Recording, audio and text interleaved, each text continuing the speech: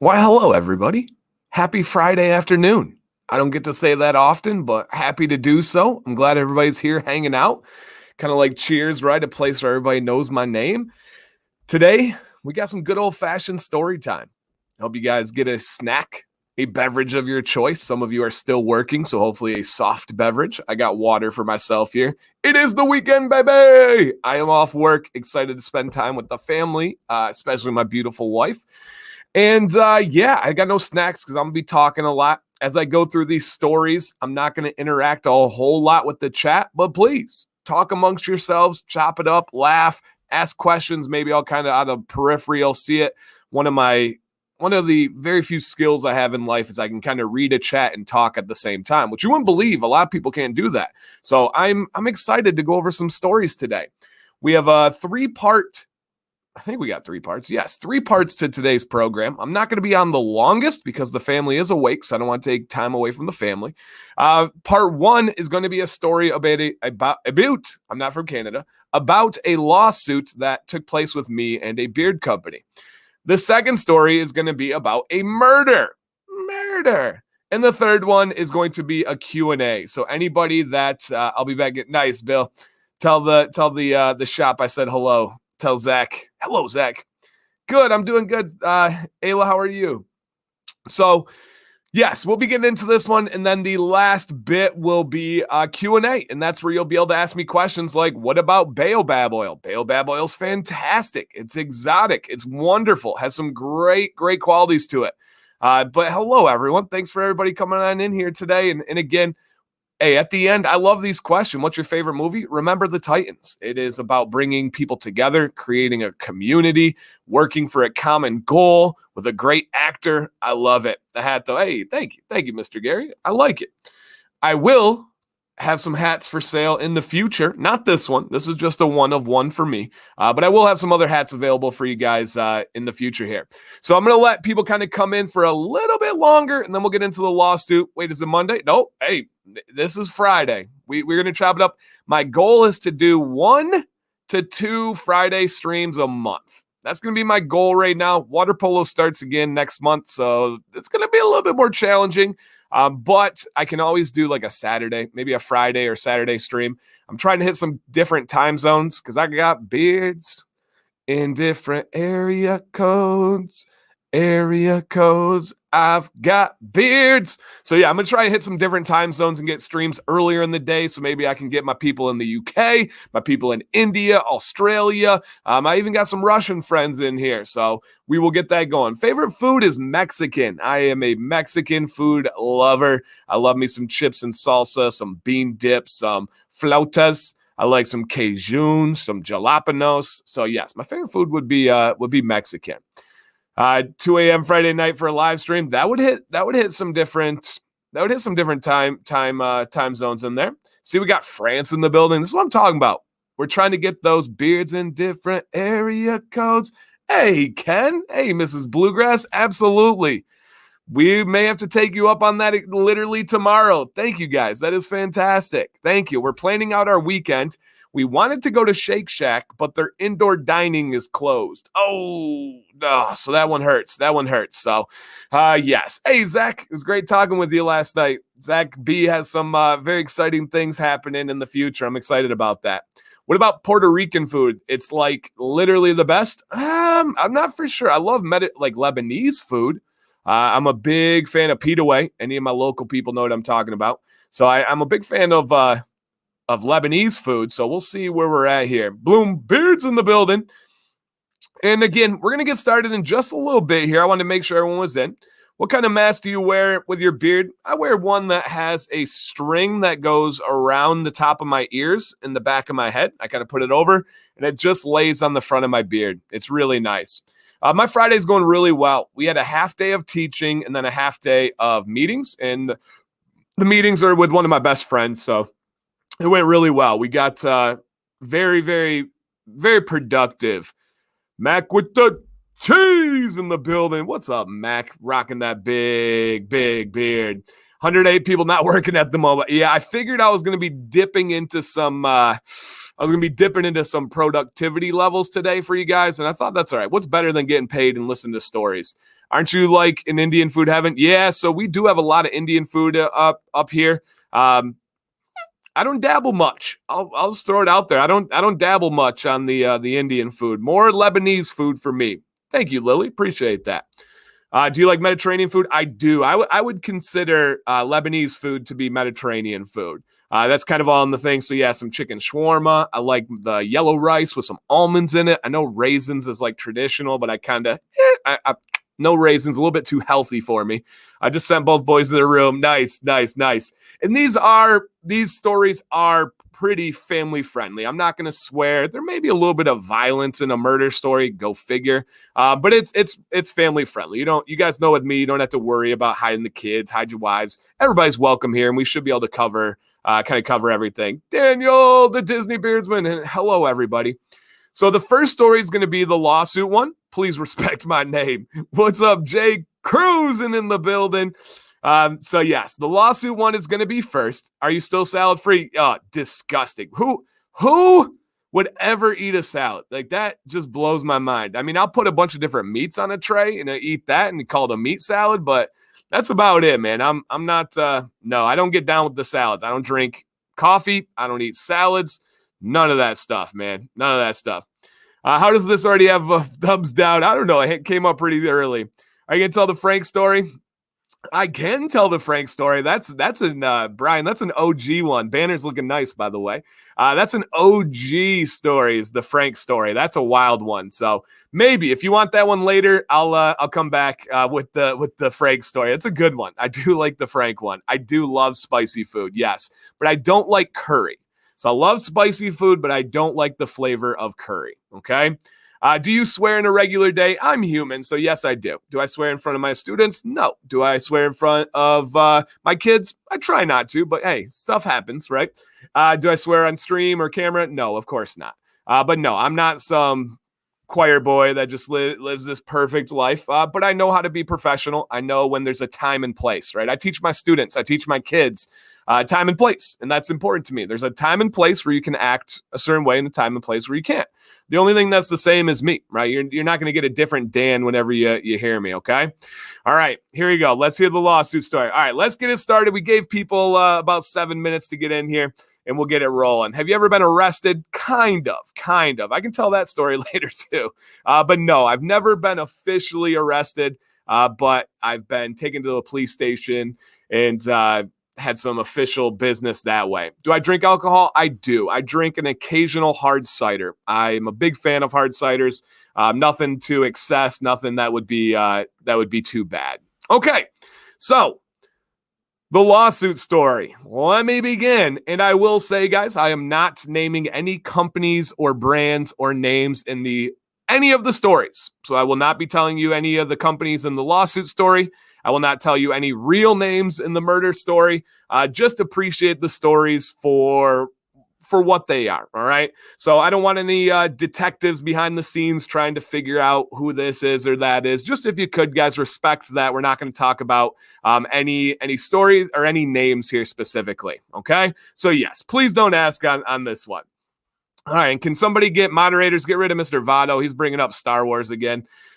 So no, I do not smoke. I've never done a single drug in my entire life. Literally, I did not drink alcohol before the legal age. All of these things are true, mainly because I was big time into sports. When I went to school, we got drug tested. We had breathalyzers, and I didn't want to mess up sports. So nope, never done a drug in my life. I don't judge people that do. Do your thing. Doesn't bother me at all. But no, I have never smoked anything. Never smoked a cigarette. Never smoked anything like that. And again, that's just my personal choice. Like I said, I do drink hard ciders on occasion, but I do enjoy just kind of, it's like a small batch type thing. Okay. Here's our story. Like I said, guys, I'm not going to be able to really interact with the chat too much during the stories, but I may kind of go back in and out as I'm telling them. So the lawsuit story. This is coming up on over 2 years ago. 2 years ago now. With the story, I was getting my channel started, and I was doing reviews From the very beginning, you guys know I've always been honest. That's never wavered. That's never changed. It didn't matter when I had nobody. Doesn't matter when I have 39,000 subscribers. So that's something that's always honest. I did a review on a product, and I was not a fan of the product. I've actually been threatened to be sued 3 times. 2 of them were just companies puffing their chest out about a bad review, and they said that I needed to take the video down, and they were going to sue me and all this stuff. And it never went anywhere. It was just them. I'm like, okay. And they were trying to scare me, take the video down. I was like, nope, I'm good. Please proceed with your lawsuit. And they got rid of them. The third one, though, is what this story is about today. So I did a review. It was not a positive review. But the only 2 things I talked about in that video were facts and my opinions. I did not do anything else. There was no slandering. I was not trying to encourage good or bad. I just simply gave an honest review. Video went up. It was early on in my journey, and the video was doing really well. The video was at like 7,000 views within the first 2 months. So for me, especially early on, even now on a review, 7,000 views is really good. So it was doing well. I was very happy with it. One day, I opened up my email, and it's an email from this company. And I didn't know the person that I was talking to, but it turns out to be their general manager who had a law background.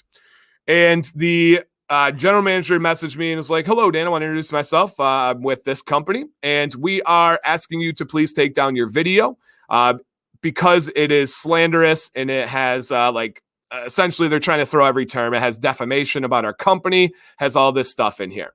So please remove the video and we will have no problems. If not, we will be taking you to court and suing you for this. I responded back and said, thank you for your message. Thank you for reaching out. But no, my video is going to stay up. I am 100% fine with having the only 2 things that I discussed, which are facts and which are opinions. And I'm allowed to do those things, and I never merge them. I know what is a fact and I know what is not. And so then he wrote back again and said, okay, thank you for your response. We will be officially pursuing a lawsuit against you. Your video at this time has about 7,000 views. Our product sells for about $10. So we are going to assume that every person that watched your video would have bought this product, and the video is not up, and I will get to that. We will assume that every person that has watched this video is going to not purchase the product when they would have. So we are going to sue you for our price of the product for every view. So guys, do the math there. Put it in the comments and help me out. But no, we're going to sue you for 10,000 times 7. Hey, Joey. And we're going to fully pursue this. And then proceeded to give me a list of lawsuits that were backing up companies based on videos that were out or written reviews that they found to be going against them. They found to be slanderous. And so they said, we're going to sue you for this amount unless you take the video down. All you need to do is take the video down. So luckily, if you guys don't know, I have 2 very, very accomplished and amazing sisters. My youngest sister works at one of the best hospitals in the country. My other sister graduated from Cornell Law School. She is a very, very high-powered lawyer and is fantastic at her job. She was top 10 in her class at Cornell Law. I mean, just a brilliant, just savage of a person. So I called her. I'm like, hey, here's the situation. Sis, tell me like it is. Do they actually have a lawsuit? Should I just take this video down and not not worry about this and not have the hassle? Because at this time, I did not have an LLC. At this time, I did not even have a sole proprietorship. So my lawyer is the sister with the steak whip. Yes. So I did not have a sole proprietorship. I had nothing. It was just going to be personal liability for me. So they were going to come at me for that. And I said, hey, here's the video. Will you watch this? Will you read the email and see what you think? Is this worth pursuing? Because this is one of my best videos. At the time, 7,000 views was huge. And again, right now, 7,000 views for anybody's good. If Scuba puts up a video and it gets 7,000, that's a solid video for him.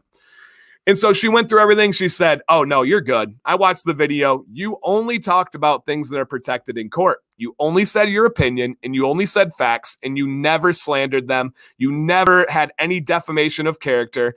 You simply went through." Yeah, she graduated from an Ivy League law school and went to U of M undergrad, which if you guys look up U of M Ann Arbor and the level of school that is, her resume is stacked. So I said, all right, I'm good. So I respond back to them and I said, all right, let's do this. Please bring on this lawsuit. I am fully confident. Here's my sister's information. By the way, she graduated from an Ivy League law school. And the facts were about the ingredients. I talked about several of the ingredients. Their ingredients, the first like 3 ingredients were silicones. And I just broke down kind of the absolute facts about silicones. I didn't say that you shouldn't wear it. I didn't say any of that stuff. I just talked about facts. And I've always been careful. If you guys watch my videos, you may not consciously pick that up, but you probably are subconsciously picking it up. So I only talked about the facts about the ingredients, and then I gave the facts about how it made my beard feel. That was it. That was what I talked about. And so I told them, hey, let's bring it. They send over actual paperwork to get this lawsuit going. They got all this stuff in there. I have my sister check it out. And I'm like, hey, again, I'll do whatever I need to. Of course, she's not going to charge me, but I was like, I'll pay you if I need to. So she's like, nope, you're fine. Just let them keep doing their thing. A little bit of time goes by. I don't hear from this company, but I know that they're getting ready to sue me for a lot of money, right? $70,000. And I'm like, okay, this is a lot, right? I can't lose that. I get an email from the company again, but this time it is not from the general manager. It is from the CEO. And one more time, guys, I'm not going to name any names. So please don't ask who it is. I can't legally say any names right now, but I can tell you the story finally. So I get an email from, no longer is it the general manager, but now it is the owner of the company, the CEO of the company, and the general manager happens to be his son. So it's a family-owned business, American-owned business. And the guy reaches out and it says, the subject line is a bearded man. And it's from the company. I'm like, the company that's currently suing me, I actually have paperwork. There's actual, like the process is going. And the title of the email is a bearded man. So I open it and it's like, hello, Dan, let me introduce myself. I am the CEO of this company. I created it. I also created these other companies that you may have heard of, very large companies. And I'm like, whoa. And he goes, I want to first off apologize for my son. He is the general manager. He also has a law background. He's very passionate about our company. He wants to protect our company, and he may have come on a little bit too aggressive with you. Let me just give you my story. I come from building up hair care companies. I work for and started some of the largest men's hair care companies and cosmetic companies in the world. That's what I do. He said, I wanted to create a company that makes beard products. Now, the company is a white label or private label company.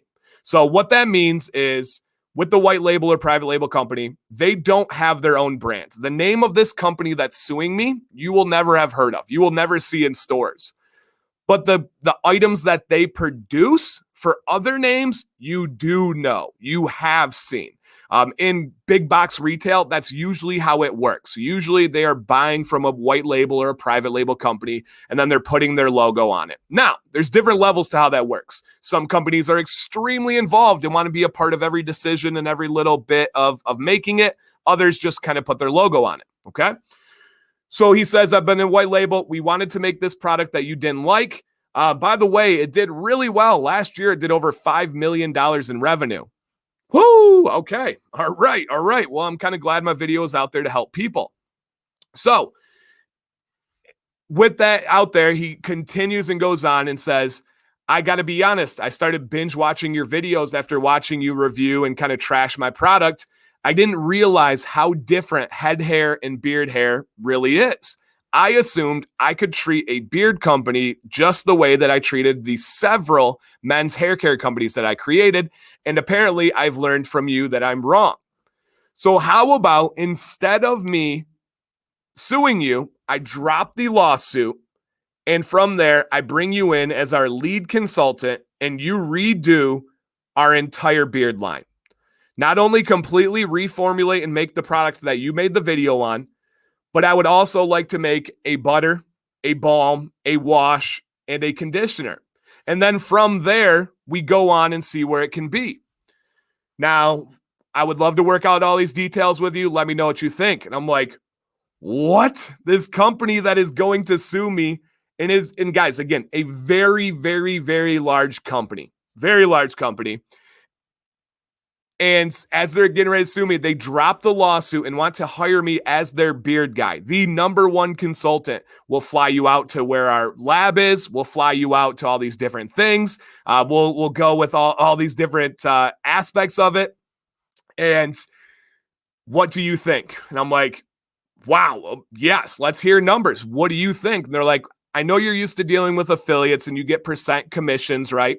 I don't ever go over my details of affiliates, but to give you an idea, it's in the low double digits percent commission. Again, always transparent to give you guys information. He says, I can offer you to redo all this stuff. It's going to cost you absolutely nothing but your time, your expertise, your knowledge, whatever you have. And I will give you 1% of revenue on all of our beard products. And he said, before you kind of like scoff at the idea of 1%, our entire beard line last year did $15 million. Think about 1% of 15 million. And if you make it better and you use your influence, let's bump that up and see if we can go 20 million, if we can go 25 million. I'm like, whoa, okay. He sends over a contract. I'm looking it over. I pass it on to my sister.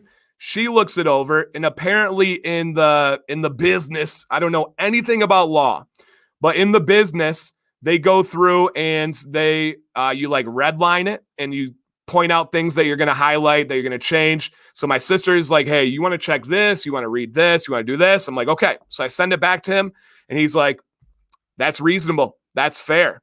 And so we go back and forth on it, kind of come to terms, get everything, sign the contract.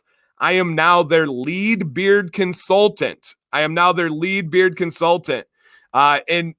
In doing these great things. And so this is a perspective some would have, but I would think, and I love Joey. Joey knows I love him, but I think this is a very flawed perspective. To tell them to get lost for suing you in the first place, I think that is a very bad way to look at something. That's leading with your emotions and not your brain. So think about it from the company's perspective, right? The general manager got very defensive, wanted to protect their company, did whatever it took. The CEO, the dad comes in and says, you know what? I've binge watched your videos and you're right. How about we make it better, right? What would you guys want more than a beard company listening to feedback, listening to criticism, and then actually adjusting? That is like the goal, right? So some people have asked me, they're like, don't you think it's a bad look for this company? I think it is the most amazing look of all time. There are some companies out there today, this morning, that are crying on social media because of criticism. They're whining on live streams because somebody posted a story, because somebody did this about them. Real companies listen, they don't get emotional, and then they take it in. If they adjust, it's up to them. If they don't, it's up to them. That's the whole idea there. So I have been for the last year and a half doing everything with this company, completely revitalizing their beard line, completely revitalizing their beard line. And this is how I got connected with my consulting company that I'm developing products for. Yes. I've been dropping little hints at it. I've been dropping little bits here and there over the last year and a half or so. And their lab that they have is the largest men's cosmetic lab in North America. And I am their lead beard guy. One of the coolest experiences I've ever had was pitching to the Rite Aid person who is in charge of beard and shave. So think about all of the Rite Aids in the country. They have one person whose job is to manage beard and shave products. It's kind of funny that's the same person. And I got to be the person that pitched these products because they got to stand out, right? Why would we buy your products when we can get Gillette? Why would we buy your products when we can go with Old Spice? And the whole idea was that it's going to be quality ingredients. It's going to have a backing of knowledge, right? It's going to have a backing of understanding and have something based in here. So what a turn of events. Now, listen to this. The money's cool, and I mean this. I've not made a penny from them, so don't think I'm rich out there. Don't think that I'm bringing in like hundreds of thousands of dollars over this. I've not made a penny yet. Nothing. I don't make a penny until the products hit the shelf, till the sales start coming in. Some of the cool things there is even if the products hit the shelf, I have a buyout clause that if they get rid of me at any time or feel they don't need me, there's a minimum amount of money that right then I get paid, which is really cool. I mean, it's pretty amazing to think about that. And so once it's the shelf, I'm good to go. So this product is not out yet. We were rocking. We were rolling. And there were some bumps along the way. And what I was saying, the coolest thing, again, I have not made a penny yet, but the coolest thing is the amount that I have learned is outrageous. Absolutely outrageous how much I've learned from this. It's crazy. So many of the video topics are things that I just learned along the process. I would work with the lab. I would work with their team. And I'm like, hey, we need to do this. And they're like, nope, the science behind it is actually this. Not let me tell you, let me show you. Whoa. One of the coolest things is I have a lab at my disposal 24/7. If I wanted to call them up tonight and said, hey guys, let's combine these ingredients and let's run a test at 60% humidity, 72 degrees with no UV lights. Let's see what happens. They right then make the lab, they do the test, and they give me the information back. It's absolutely amazing what I have at my disposal because of this opportunity. So for me, it's not about the money. Of course, the money can be life-changing eventually, and I'm very excited for that.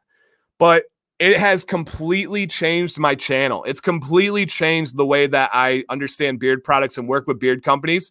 It's so cool. I've been out to their lab. I've pitched to Rite Aid.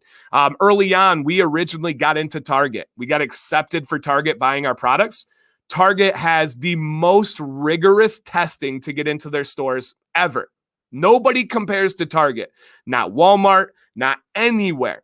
Essentially, Target, you need to prove to them that your products can sit on their shelves for at least 6 months and have no changes.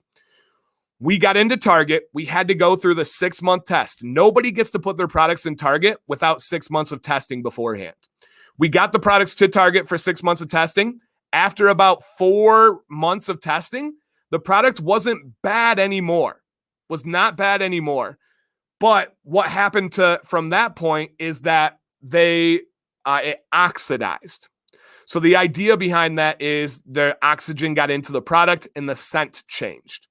Still can use it, no problems there, but we got pitched back to the drawing board and had to make some adjustments. Let me tell you about a similar company, one that used to have the best conditioner in the game. They got put into Target as well, and what happened? Their products completely changed. Why? My theory is that because they did not meet the shelf life requirements that were given to them to be in Target.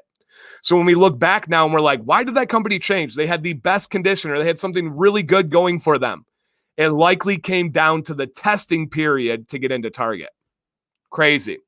In your honest opinion, will this affect small batch brands due to financial constraints they have versus small businesses? That's a great question. One that I have addressed before, but I have perfect timing, would be happy to do it here.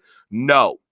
My question to you would be, are there big brands in stores right now that have high quality and have low prices? Yes. Does Honest Amish hurt Bloombeards? No. Does the beard brand white label in Target, which is great. If anybody says otherwise, they're just throwing hate towards the successful beard brand. Their white line in Target is fantastic. Does the white line of beard brand in Target hurt Bloombeards? No, not at all. We love variety. We love having options. We love supporting small batch local businesses. Now, I will also say this is actually one of the companies that I consult with. This is not me like getting crazy and big or anything like that. I do more consultations with small batch companies than I do big ones. I prefer working with small batch companies. It is so amazing to see the process.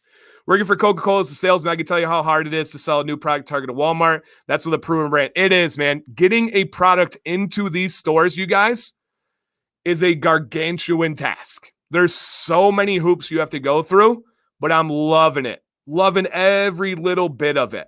So no, having brands that are quality in the stores are good for those small batch companies. And let me hit you with this one, guys. This is the biggest point.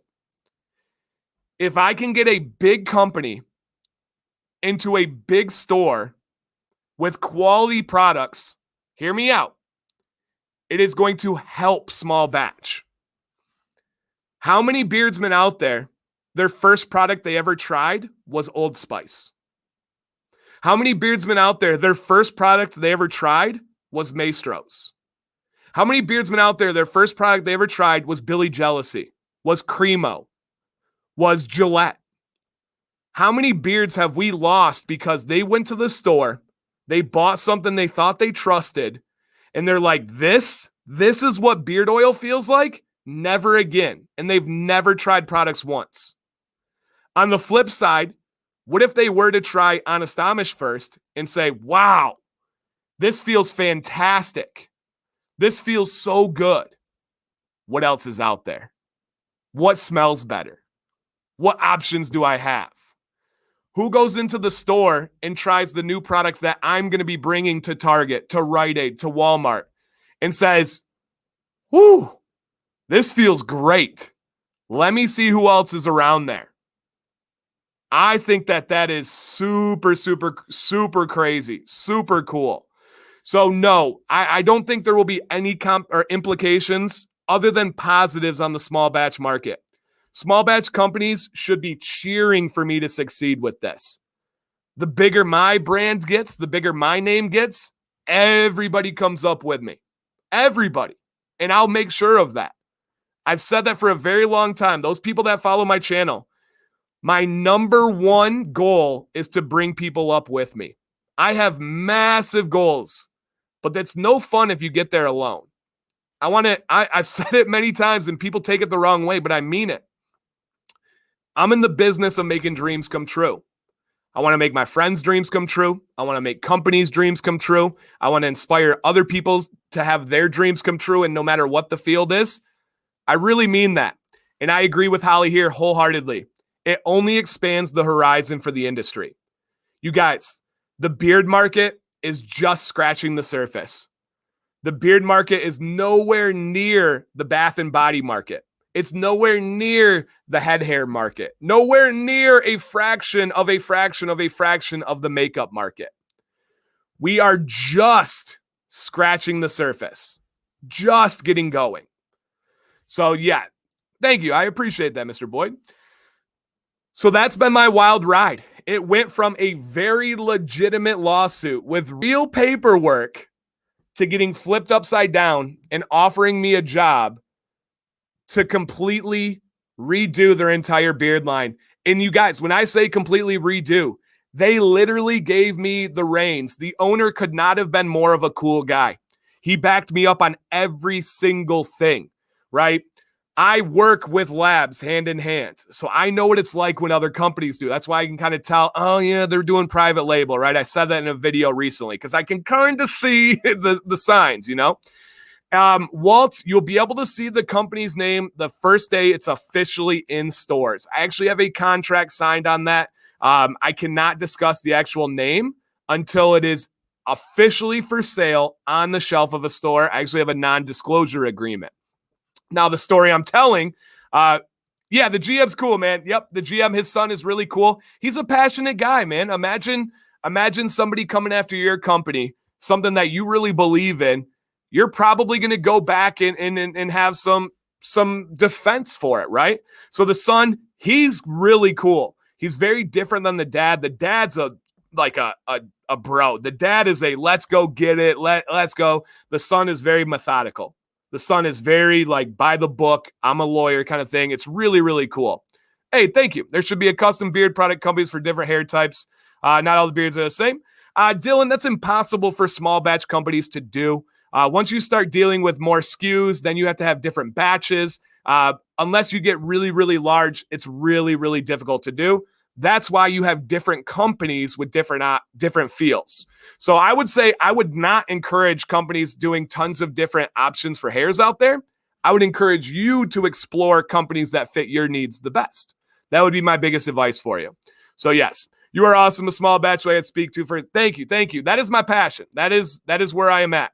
So then the question is, when do you think we'll come into the stores? I thought they were going to be in the stores 6 months ago. I thought they were going to be in stores 9 months ago. We've been working on it, guys. COVID, hey Dave, COVID has completely changed everything. If anybody's in here that works at Target or works for Walmart or any of these big box retailers, you guys can back me up on it because it's true. So the way that they purchase new items has completely changed. When you look at like men's hair care, when you look at like men's grooming, there's not a lot of new brands. There's not a lot of new SKUs or products that are in those big box stores right now because of COVID. They are not taking things to be able to, they're not able to take chances as much. They're not able to bring in new meetings and have these things come up. So when will it be in? I don't know. I honestly don't know. The game has changed so much right now. Has completely affected everything. Yep. It's changed everything. So I don't know. If COVID never happened, I would have been in about 9 months ago. It's just so crazy. So crazy. Oh man, I can't wait to hear the murder story. Murder. Yes, doesn't bury the lead. Thank you, Holly. I do appreciate that. And I will say, guys, the murder story is unrelated to this lawsuit story. Two completely different ones. You're a real inspiration to all beard growers. Question mark? If that's a question, I'm sure no. I'm sure there's some people that cannot stand me in my beard, and that's okay. But I'm sure I have helped a lot of people as well. So that product, Michael, will not be shipped worldwide. It will be in stores and in stores only. It is a private label, a white label product, meaning the name that you see is not the company that I work for. They're making it for stores. So yes, they're making it for stores. Yep, and I have told this murder story before, Dave, when we hung out in person. I got to tell it in person, so we will get those ones going. Yes, they're not related. I want to make that clear. No murders came out of this lawsuit. So yep, that's the thing. And guys, I some people were worried. Even my dad texted me. He's like, "Are you sure you want to talk about that lawsuit story? Is the company going to be cool with that?" I think it's an amazing thing for the company. Companies, I wish, would not be so personally attached, would not be so emotional. Companies work really hard. It's their baby, right? It's their thing. They're an artist. They work so hard to create this thing. So anytime you give them feedback that's not raving, that's not positive, oftentimes they get offended. They get defensive. They lash out. Where I wish they would take a step back and we're able to say things like, hey, maybe I should hear this guy out. Maybe he has a different perspective than my own. I don't have to act on it, but maybe I should at least listen before I come out and lash out at them. It's not personal. Exactly, Jeremy. So I've been threatened to be sued 3 times. One was for real. Often other times people just get mad at me in these different things. So it's been very, very, very interesting. Dan, do you have a non-compete clause? Will this limit? Nope. And that's the thing, Jason. I got to take a look at the contract. I got to make any changes that I wanted and needed, and he agreed to them all. From the very beginning, I made it very clear. I'm going to have affiliates with other companies. I'm going to consult with other companies. I'm going to continue to do my reviews, positive, constructive, all of them the same. That's not going to change. That was priority number 1. If it was between consulting and my channel, I was keeping the channel and I was going to say no to the consulting. But for some freak luck, some freak fortune, I'm able to do both.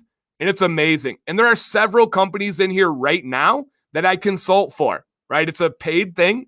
We have meetings. It's usually an hour, 2 hours. And from there, we get to we get to go in and work things out. It's been pretty amazing. Dan's the reason I have this lion's mane. He does have a lion's mane. And watch the catalog videos. You'll catch different gems every time. Thank you, Mac. I appreciate that. If the lawsuit keeps happening, are you going to change your middle name to Sue? No. They can bring the lawsuits. I'm pretty fortunate that I have a sister that's very good at that whole law thing. All right. So we'll get into the murder story next. Afterwards, if you have some questions and stuff still, I'll be able to handle them. And we can talk about this now in the future. The story is now out there. This is the first time that I've been able to tell the story publicly. Some people know it privately, right? Barbecue Steve, I was able to tell on a video call one time because it was like bottled up for so long. I actually have the prototype product. Let me grab it real quick.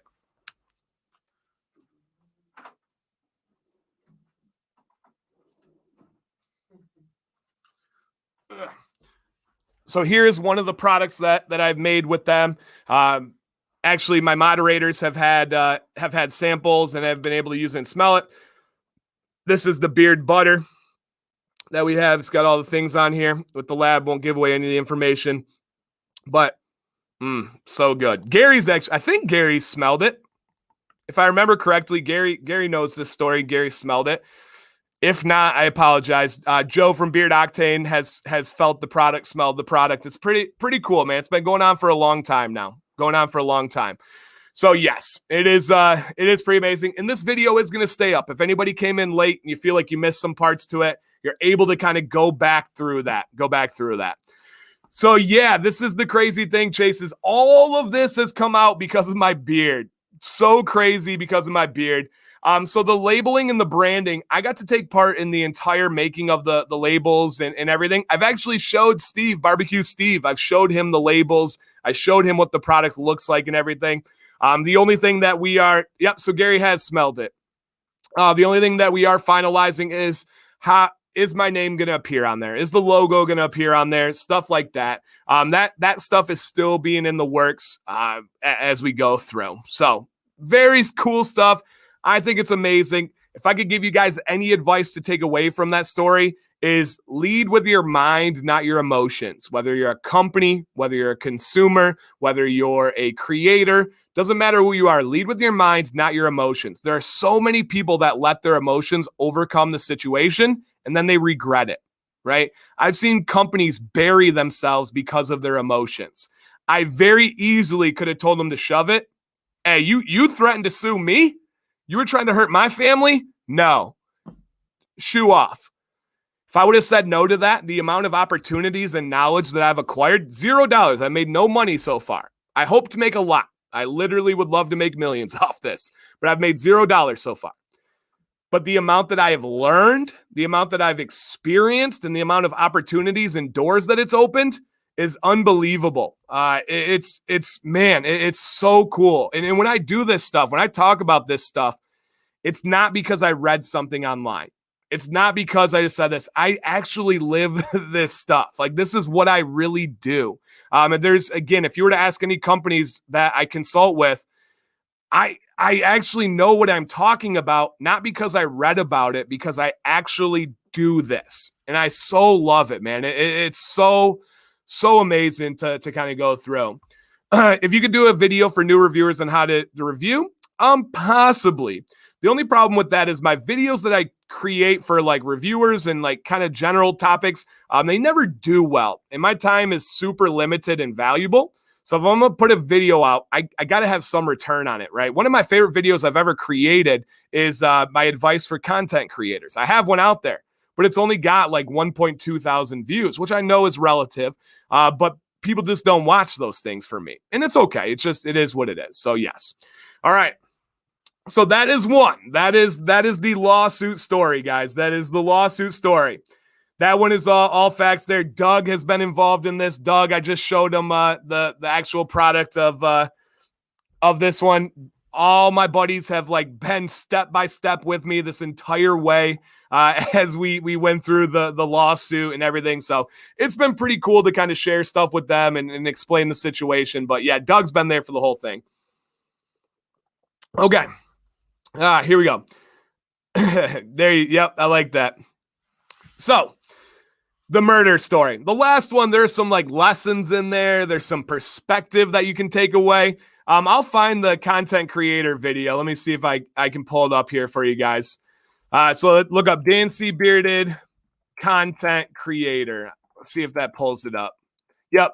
So if you guys just search online, anytime you want to find a video, just type the name of the idea and then the video there. Yeah, it's only got 1.2K, but it's a really good video for anybody that wants some advice. So I'll actually throw it in the chat right now. So here is the video for my content creators. I spent a lot of time on it, just nobody really watched it. So, yeah. How can I get you to get a review of specific beard oil? Have the company reach out to me. Have them contact me. I do have a fee for my time, my influence, my services. Doesn't change the honesty, right? This company sued me afterwards. But it's, yeah, just have them reach out to me, okay? All right. Now, the next one, you guys, is not, there's no value in this one.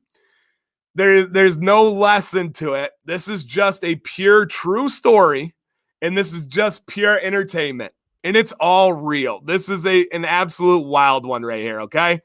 So get ready for this. And I've told it many times, but it's probably been about a year since I've told it, so it's been a little while. So if I stumble a little bit, pardon me. I'm big on public speaking. I love to come across as a polished delivery. But this one I've not told in a while, so I may kind of stumble a little bit here. All right, here we go.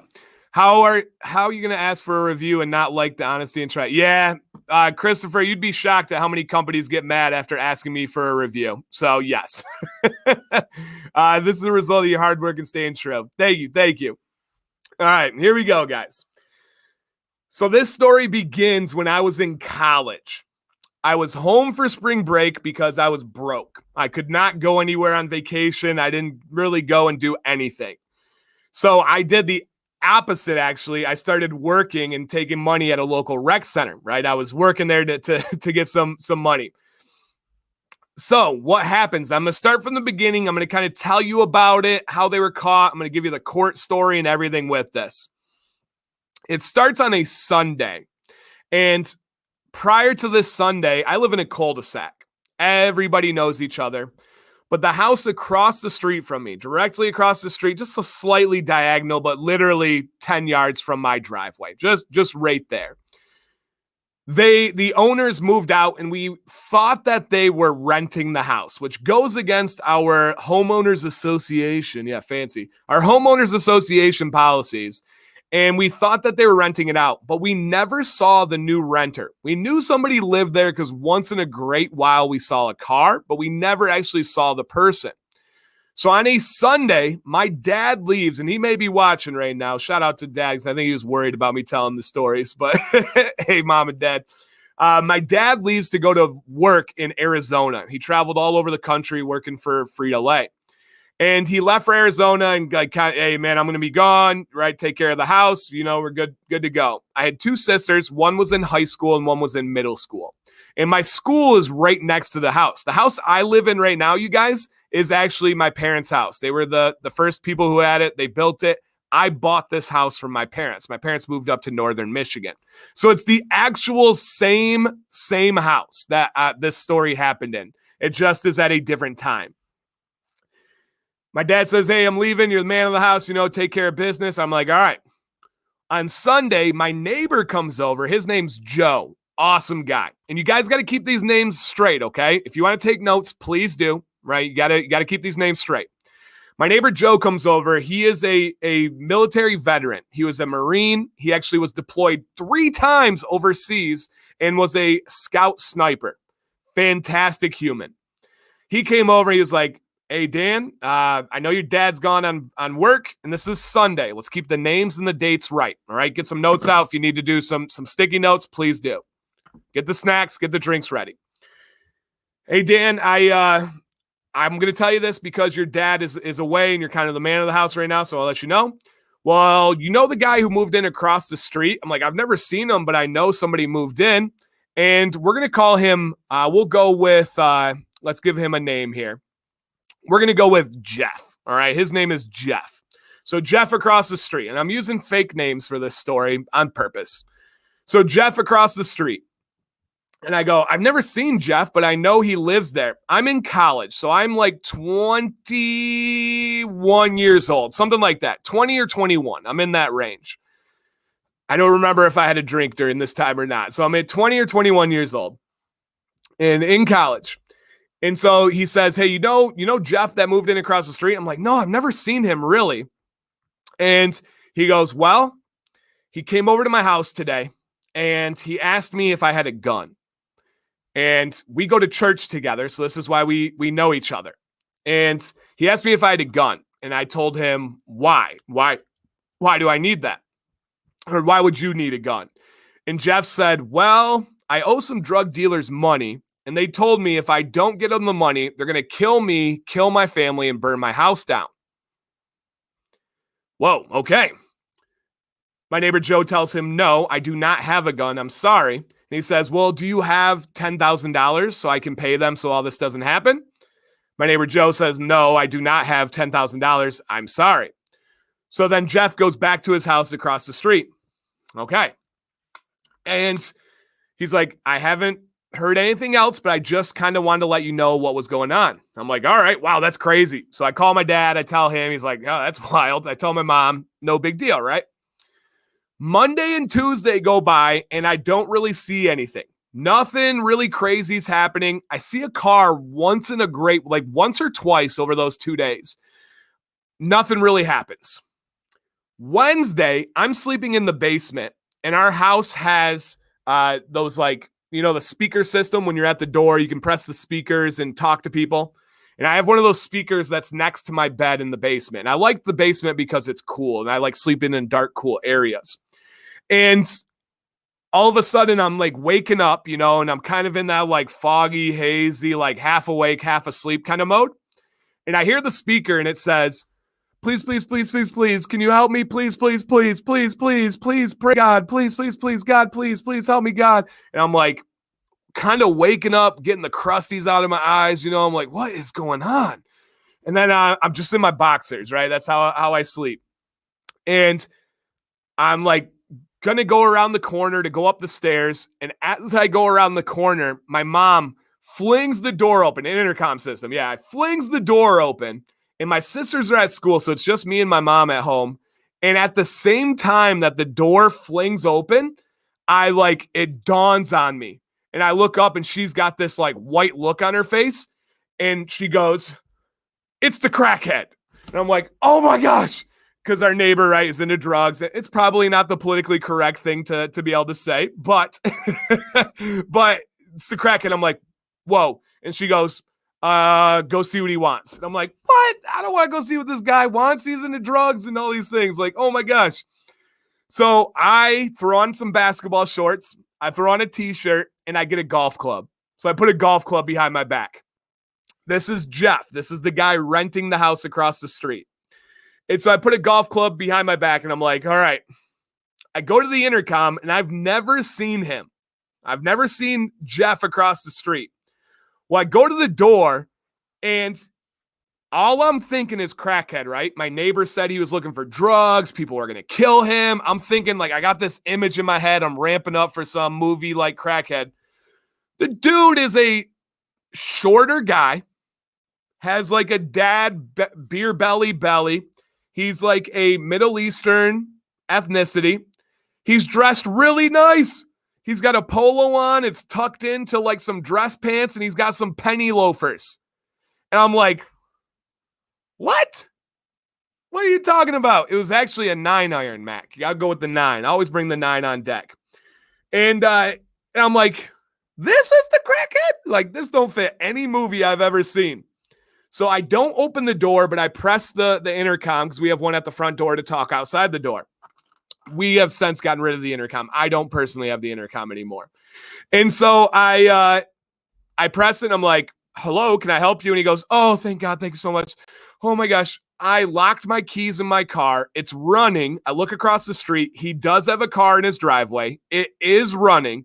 And he goes, it's my first day of my new job and I'm late. Is there anything you can do to help me? And I was like, I can get you a coat hanger, a wire coat hanger, and hand it to you. Oh, thank you so much. Thank you so much. Thank you. Praise God. Thank you. And I'm like, all right. So I go get him a coat hanger. I hand him the coat hanger and I shake his hand. Bam. Right? Me and Jeff across the street, shake his hands. So he goes across the street and he's trying to get into his car. I am sitting in the front. It's like a computer room where I have like a big window and I can watch across the street. So I'm sitting down I'm sitting down watching him across the street trying to get in his car. He's taking the coat hanger, trying to get in the window, trying to get in the other window. And then it gets real interesting. And I know it's different now. Is he gets up on top of his car, penny loafers, polo, dad bod and all. And he's spider monkeying on top of this thing. And he's trying to get the coat hanger in the sunroof. I was like, that's not quite normal, right? That's something that's a little bit more than this. No, he is clean shaven. And he's trying to get in through this sunroof, right? He's trying to get in everything that he can. And I'm like, Mom, come over here, man. This is strange. So by the time I go to get my mom and I come back, this dude is picking up what I call a two-handed rock. A two-handed rock to me is one that you can't pick up with one hand. So this dude picks up a two-handed rock and he goes, and this is where you know there's some drugs involved. He goes to the driver's side window, shatters the window. Anybody that knows about breaking into a car, you got to go to the passenger side so the glass isn't in the driver's side seat. So he shatters the driver's side window, gets in, takes off. I'm like, oh my gosh. I forgot to tell you though, while this was going on, I snapped into Detective Dan mode. Straight up Detective Dan. I literally had a notepad, had a pen.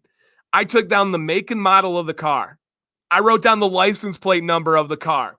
I wrote down the description of this guy. I was in Detective Dan mode. Because remember, you guys, I'm on spring break with nothing to do.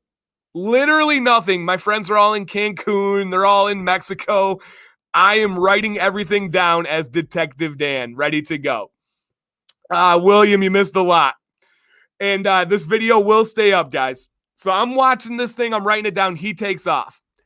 I then go in and I start making some oatmeal because I'm going to sit and have some oatmeal. And I go in the computer room. Now, I'm in the computer room eating my oatmeal. 18 minutes later, exactly because I'm Detective Dan, I had it written down, a car pulls into his driveway.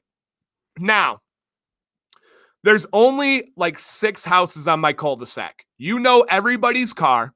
You know everybody's friend. You know everybody that ever visits a house.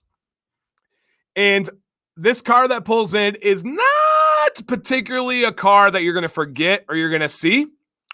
It was this tricked out car that was two-toned paint job. Literally a different color on the bottom than it was on the top. Tinted out windows and 22-inch chrome rims. And none of that is made up or exaggerated. Literally. And the bottom paint job was that like chameleon one where it changes colors, right? And it goes through. So this car pulls into his driveway and is just sitting in his driveway. Once again, Detective Dan, I whip out the notepad. I write down the make and model of the car. I write down the description. I write down the license plate. And this is 18 minutes later. Remember that. He left. 18 minutes later, this car pulls up. All of a sudden, 4 of the largest humans you have ever seen on planet Earth get out of the car. I'm not kidding you. That car sat down like this. They got out. It was like, burr, burr, and jumped up. They ended up being former college linemen. Literally played at, if you're curious, Wayne State University in Detroit. They were 300 pounds plus. And this is, again, where I know there's levels to this story and it starts to get real. 2 of them go up to the front door and are knocking on the door, looking in the windows. One guy's on a phone. The other one's like inspecting and everything. The other 2 guys go around the outside of the house and they're looking all around. And when I knew it got real, when I knew stuff was serious, this 325-pound man with a puffer coat on, and it's cold in Michigan. It's real. There's snow on the ground. With a puffer coat and a beanie hat on, this 325-pound dude gets on the ground and starts looking in the little rectangle window. Now, if you have a basement, if you're a Midwesterner out there, I know not everybody has basements. We have these little windows that like peer into the top of our basement. This dude, big dudes don't get on the ground often. This dude gets down on the ground and he's looking into this window, and I'm like, oh, this is real. Now, in my mind, I think it's a logical connection. This guy said drug dealers were looking to kill him, kill his family, and burn his house down. This car has 4 very large humans and a car that would look out of the ordinary. And if we're just being real, maybe a drug dealer's type car. So now I'm getting a little worried. This guy said he needed a gun to protect himself against drug dealers, and these guys are going here. So my first call is for my dad. I call my dad, and I say, hey, let me tell you what's going on, man. And this is Wednesday. Remember, all the Sunday was the other stuff. Monday and Tuesday, nothing really happened. Call my dad, and he's like, dude, calm down. You're overreacting. Like, relax. You're bored on spring break. You saw some dudes coming up in the car. Like, no big deal at all. And I'm like, oh, man, dude, Dad, no. I call my best friend at the time. His name's Yanni. He's actually going to be at the Beard meetup. You guys can meet him. He lives in Orlando right now. And I'm like, Yanni, dude, what is going on? He kind of said the same thing. He's like, dude, don't be all worried. You're being a little bit sensitive right now. And I'm like, I don't think so. But they calmed me down. And then it dawns on me and my mom. This guy has an 8-year-old son that comes home with him once a week. It's a divorced family, and the son gets off the bus with the dad on Wednesdays. It is now Wednesday. This guy had told our neighbor that drug dealers were looking to kill him and his family. A car shows up looking all suspect in his driveway, and this kid is supposed to get off the bus several hours later. Now I'm under the fact where I'm saying, hey, this is not okay. I do not, and I'm being serious now. I'm like, I do not want this kid getting off the bus. A second car pulls in this guy's driveway. This time it's a red Trailblazer. I write down the license plate number, write down the make and model. Nobody gets out this time, but the guy sits in his car and then leaves. By the time that second car pulled in the driveway, now I have my mind made up. I'm calling the police. So I call the police and I say, when is the story set time frame? This is in like 2008. So I call the police and I'm like, hey, I don't think any laws have been broken, but let me tell you the story. He said some drug dealers are going to kill him. He asked for some money and a gun. This car showed up, and he has a kid that's supposed to get off the bus in about an hour. And the police are like, man, well, no laws have been broken, but how about we send a car to come sit by the house, and when the bus gets there, we want to make sure the kid's okay. I'm like, all right. And I'm like, and the guy left. Remember, he busted the window and took off. So I said, if the kid gets there, cheers, there's not going to be anybody home. And so they drive the police car over. Police car's sitting there.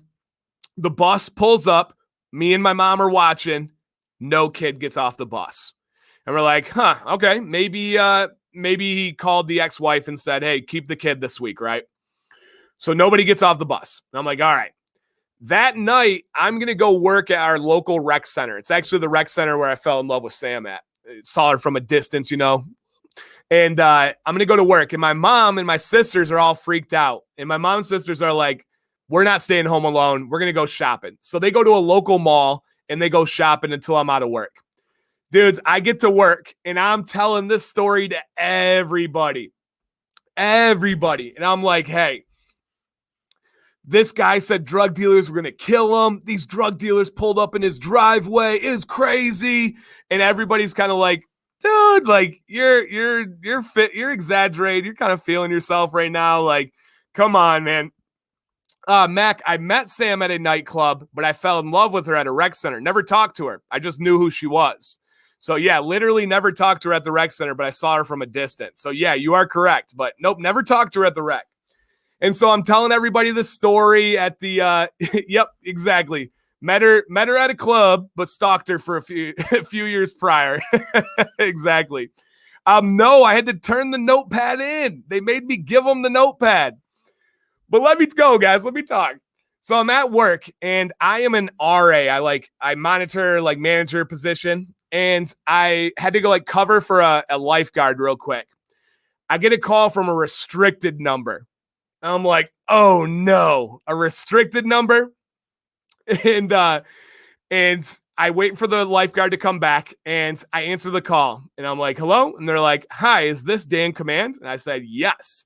And they go, hi, this is Detective Jason so-and-so from the police department. I actually have this detective's kid in class several years later, which made for a super interesting parent-teacher conference when I'm like, hey, Jason, do you remember this case? Yeah, I'm Dan, the one that you called. So he's like, Dan, did you call about this? And I'm like, yep. And he goes, okay, we need you to come home. And I go, I'm at work. I can't just leave home. And he goes, I can't tell you too many details over the phone, but we found a body. I said, who? What? When? Where? Why? You found a body? They killed him? The drug dealers came back and killed my neighbor? I hope it's not the kid. I hope it's not the family. But you found a body? And they're like, yep. I'm like, on my way. So I go back, man. I am like frantically strutting. And like my boss that was making fun of my story, all my coworkers, I'm like, they found a body. Yeah, they found a body. He's dead. I'm like going through, like telling everybody they found a body. And so I go home. Now it's nighttime out. My mom and my sisters went home. The police are there, right? Everything's okay. And I pulled to the entrance of my subdivision, and they've got cop cars kissing like this, blocking the entrance to the sub. And I'm like, hey, I got to get home. The detective called me. I'm the witness. I'm the guy that called the police. And they were like, all right, let me see your license. Give them my license. Bloop. They part the C. They let me through. I get to my road. Same thing. They got cop cars blocking off the road. And I'm like, hey, I'm the important witness. I need to go home. Same thing. Bloop. And they're like, all right, park on the left side of your driveway. That always stuck with me. Why? I have no idea. Never found out, but they told me I had to park on the left side of my driveway. And the whole yard of this house is caution taped off. There's police everywhere. All I see are like guys in suits. I see people snapping flashes of cameras. Boom, boom, boom, boom, boom. Right? Everything's going through. So I get home and they come in and they're like, all right, what did you see? What did you know? And I was like, oh, ho, ho, ho, ho. Let me get out my handy dandy Detective Dan binder. And I'm like, this is what I saw. I got this car, this license plate, this make and model at this time. Boom, baby. Caught them. And they're like, yeah, show them the detective badge. And they're going through and they're like, okay. And then they ask me a couple questions that I don't know. And I'm like, all right, this is wild. And they leave. I'm like, all right, how'd they kill him? What'd they do? And they're like, we can't tell you. It's an ongoing investigation. I'm like, oh, no. So this is like now the most interesting spring break of all time. I am camped in my front window just watching the police interact and work literally all night long. I did not go to sleep. I watched all night long. And we have at this time like house phones because, again, this is like 2008. Our house phone battery died because we were calling so many neighbors trying to figure out what happened. Oh, I heard 3 gunshots to the head. Oh, I heard he stabbed him in the chest. Oh, I heard this. Oh, I heard that. And we're trying to figure this all out. At about 2 a.m. comes the Bridgeport Crime Lab truck. And it's like this truck with a big white trailer behind it. And then they take out the gurney, the stretcher. And I was like, whoa. And they take out the stretcher. I go wake up my mom. I'm like, Mom, they're getting the body. And she's like, go to bed. I'm like, no way. This is amazing. So they bring the stretcher out from like the driveway. I can't tell if it's coming from the backyard. I can't tell if it's coming from the garage.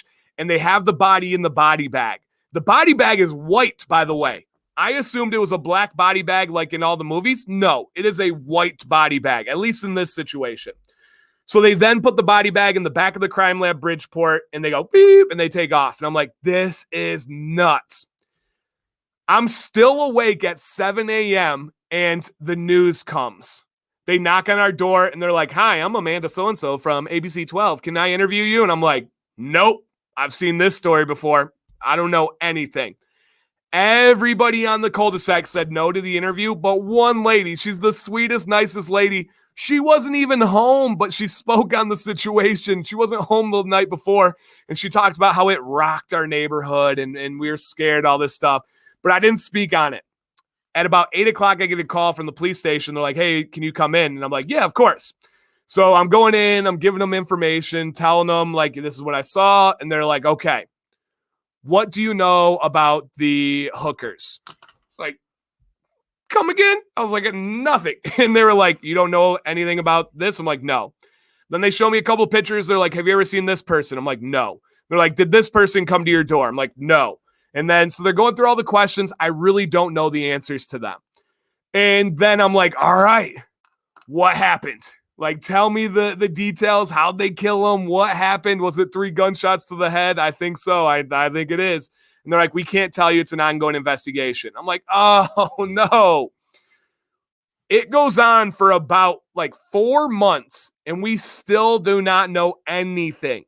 We do not know any of the details of what happened, how it happened, anything.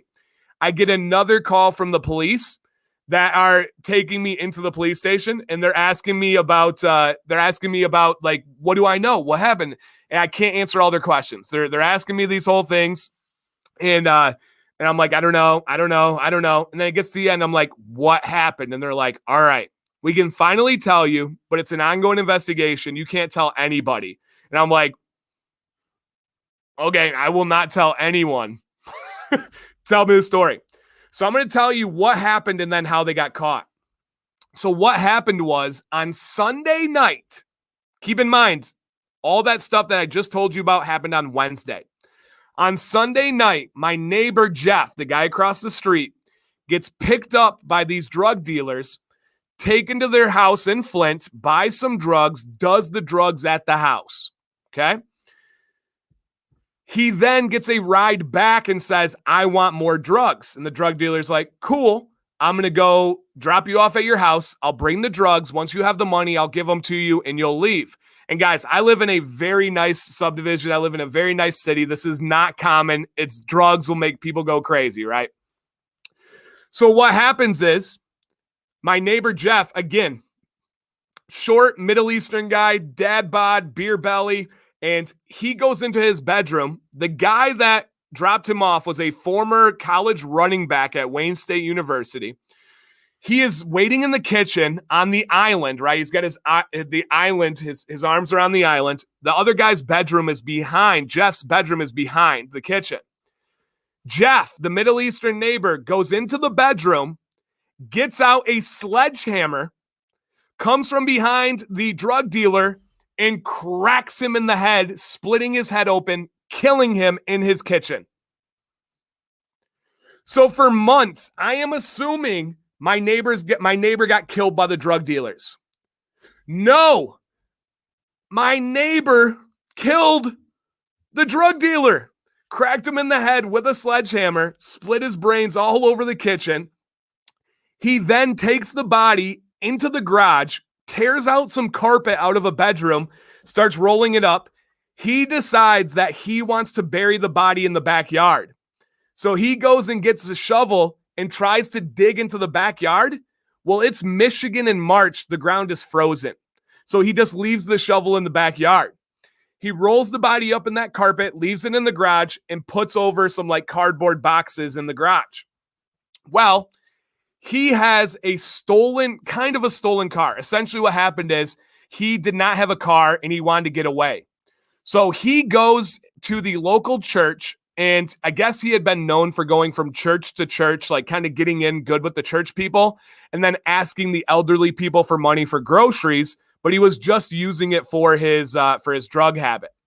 And he gets into the church and he goes to a used car dealership and he says, "Hey, I got a new job. I don't have any money yet, but I need this car for my new job. I'm a man of God. I'm a church-going man." And the guy goes, "What church you go to?" And he goes, "I go to this church in this city." And the guy's like, "No way. I know the pastor there. If I call the pastor, he'll vouch for you." And he goes, "Yes." So the car dealer goes through. This is a true story. The car dealer calls the pastor of the church and was like, hey, man, I got Jeff so-and-so right here. He says he's on hard times. He needs help. Is he good for it? And the pastor says, yeah, he is. He's just having a tough time. Went through a divorce, give him the car. I promise you he's good for it. He then takes that car. That's the car he breaks the window out of eventually on Wednesday. He goes over to my neighbor Joe and asks him if he can get a gun for his protection or $10,000 because he's creating an alibi. He already murdered the drug dealer when he went to my neighbor Joe to ask for a gun. He's creating an alibi, but also maybe needing that gun to kind of protect himself against the other drug dealers. So Monday and Tuesday, he's trying to plan his escape. He's trying to get away. On Wednesday, he finally decides he's going to get away. He's going to escape. He's going to go. He leaves. Guys, that car that pulled up after him with the two-tone paint job, they were drug dealers, but they were not coming to kill him. They were coming to find their friend that had been missing for 3 days. It is now Wednesday, and they did not know where this guy was because none of the other guys knew where Jeff lived. Only the guy that drove him, who is now murdered, knew where he lived. Eventually, they figure it out somehow, some way, and they find the house, and they were looking for their dead friend. So while they're drug dealers and stuff, they were not actually the super bad guys in this situation. And so he goes to leave. What ends up happening is his car runs out of gas. His getaway car stalls out and runs out of gas. He parks the car, and what he does is he carjacks an old lady in a gold Cadillac. Carjacks the old lady in the gold Cadillac. 3 days had to smell. It was frozen, Johnny. It's a super cold winter for Michigan. I don't know, Holly. That part they never told me that one. Yeah, that one they never told me that one. And I got to get wrapping it up, guys. Sam just told me dinner's getting going. So we're not going to have a Q&A, but today's just story time. And his car runs out of gas. He goes and steals this gold Cadillac from this old lady.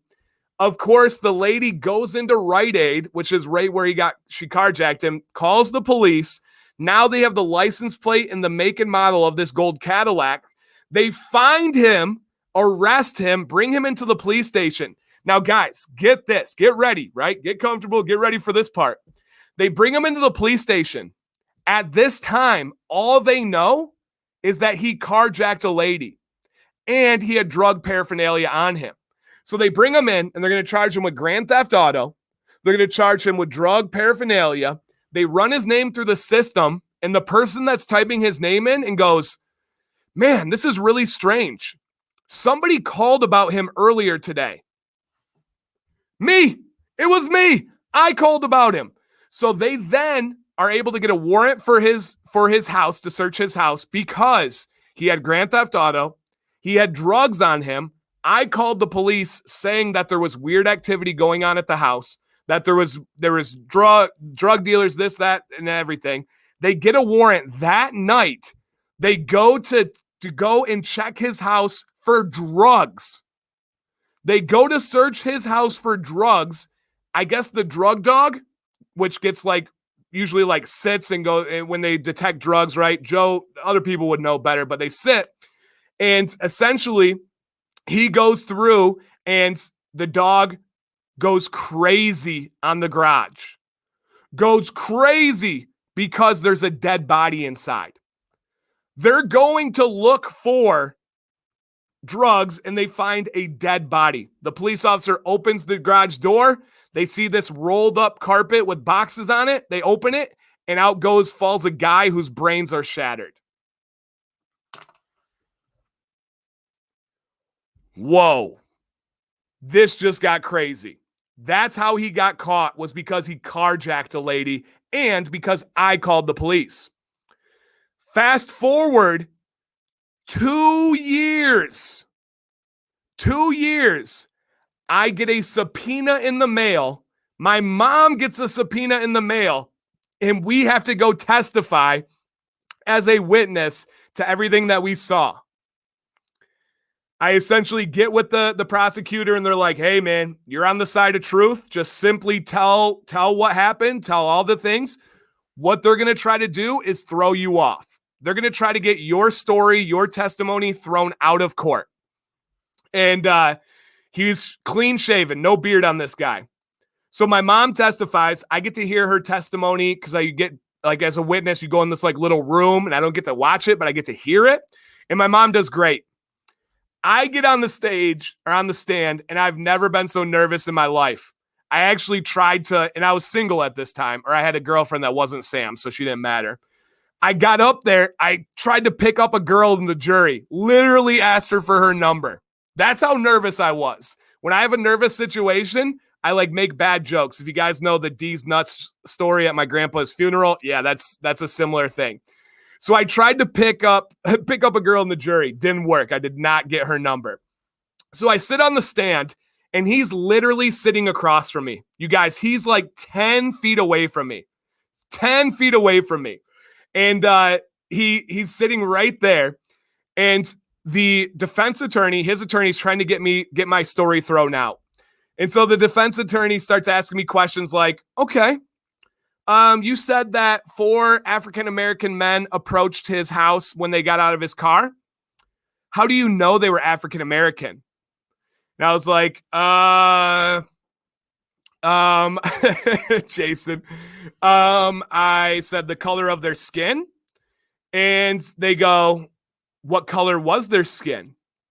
And I go, brown. And they go, oh, were they black or were they brown? I was like, I don't know. They were brown, but you would call them black. And they were like, and you said African-American. And I was like, I don't know. Their skin was brown, but they were African-Americans. And they're like, all right, moving on. And I was like, oh my gosh, I'm like sweating. I'm getting so nervous now. And then they go, you said one of them was talking on a cell phone. One of them was talking on a cell phone at the door. And I go, and they go, how do you know they were talking on a cell phone? And I go, well, he had a phone up to his mouth and his lips were moving. And they go, did you hear him? And I said, nope. I said it was cold out. The windows were closed. So you don't know he was talking on a cell phone. I was like, I guess not. No, I guess not. I said, I should have said he was at the door with a cell phone up to his face and moving his mouth. And they're like, mm-hmm. And they're like, okay, final question. Was there more snow on their yard or your yard? I was like, the same, because we're 10 yards apart. Do you know that, or are you assuming that? I was like, I don't know. I'm like breaking down. I'm like, I don't know. And so it ends. It gets to the end of this court case. And guys, this is over 2 years later. Gets to the end of the court case. They offer him 18 to 25 years. It was some lesser degree of manslaughter. And I'm like, oh my gosh. He turns it down and says, I'm going to get off with nothing. He was offered 18 to 25 and turned it down. They have the jury reading. Now they're charging him for a first degree murder rather than like manslaughter. The judge says, bring it up, getting it ready. I've never been so nervous in my life reading this because I'm like, this guy I just testified against might be walking out today. And then from there, they go, guilty, life in prison without chance of parole. Whew. Oh, man, we're good. We're good. We're good now. So he was found guilty. He will never get out of prison. His son was okay. His family was okay. They moved away from the city we live in. And it just made for a crazy story. I'm going to kind of leave on that note in a minute here, you guys. Sam is making dinner. I got to go take care of the kids and do that. Sorry that I didn't get any Q&A, but I did think that having a story time was going to be a little bit of fun. So if you missed any part of that story, if you missed the lawsuit story, guys, this video is going to stay up. Go back to the beginning and check it out.